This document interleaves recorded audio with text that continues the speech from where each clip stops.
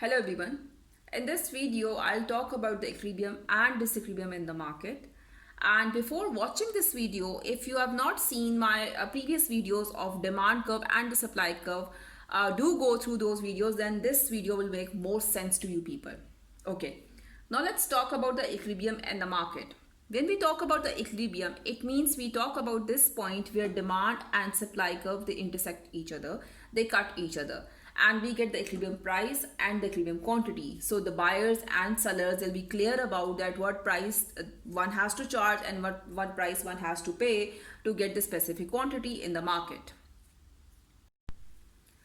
Now, any level of prices above this or below this equilibrium price, that clearly tells us that there is a disequilibrium in the market.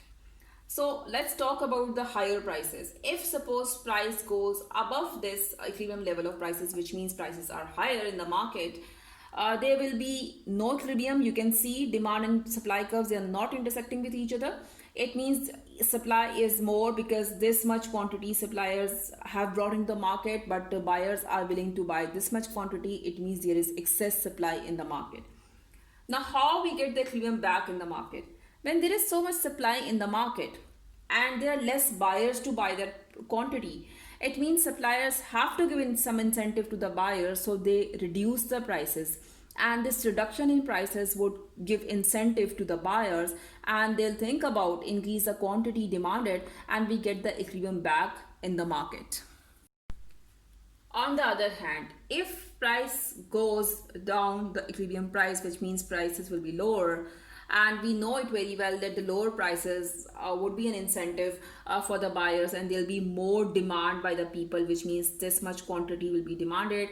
But the suppliers, lower prices, less incentive, less profit margins, they will not be willing to buy more quantity, so they reduce the quantity supplied, which means there will be less quantity supplied by the producers.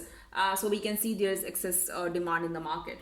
Now this excess demand again, less quantity, more buyers, which means this will put pressure on the suppliers, and they might think about increasing the prices. Or when they increase the price for the products, because there's less quantity in the market, more people would be not willing to buy that quantity at the higher prices, and they reduce their demand, and we get the equilibrium back in the market. Now this last term, that is stable price.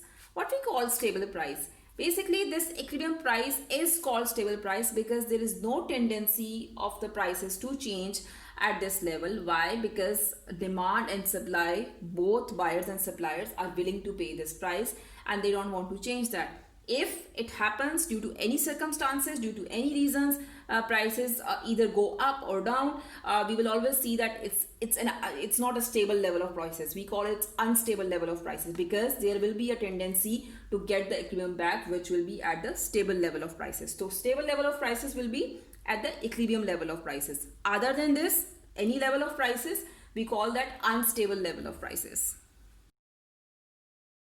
Now let's talk about the market adjustments in the form of shifting of the demand and supply curves. When we say that there's a increase in or decrease in demand or supply, that means we are talking about the shifting of the curves. So we will specifically talk about shifting of the curves when we are talking about market adjustments. Initially, the equilibrium is at this level, that is equilibrium price and equilibrium quantity. But if there is increase in the demand in the market, which means more people are willing to buy your product, but there's less supply in the market. So equilibrium is achieved when producers are willing to bring more quantity into the market, and they are going to charge higher prices to cater this increase in demand. So this is how, again, the stable level of prices, again the equilibrium is achieved at this higher level of prices and the higher level of quantity in the market. Next scenario is when there is decrease in demand.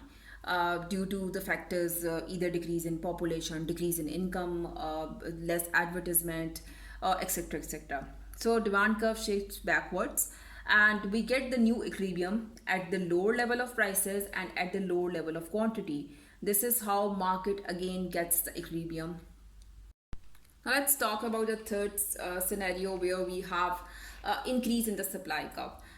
When we say there is increase in the supply of any product in the market, we know that because of the surplus in the market of that product, producers, they have to reduce the prices. So this is what has happened in this situation also, that equilibrium is achieved at the lower level of prices and at the higher level of quantity.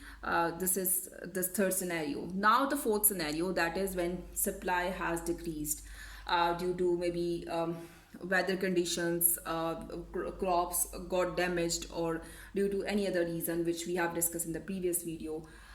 Less supply in the market, which means prices will be higher, so the equilibrium is achieved at the higher level of price and at the lower level of quantity.